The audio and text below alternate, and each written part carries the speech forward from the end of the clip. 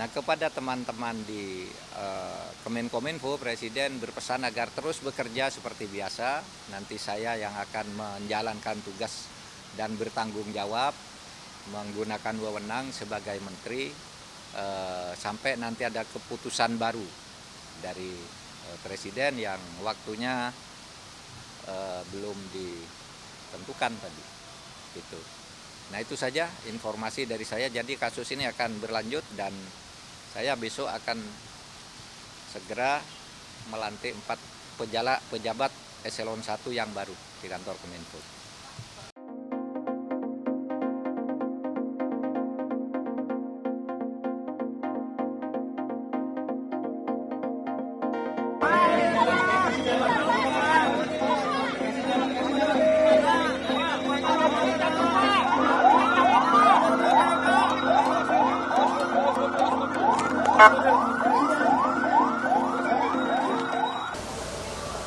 Oh, enggak.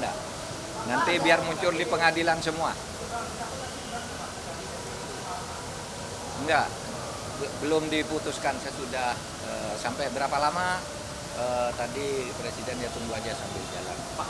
Pokoknya saya kerja dulu.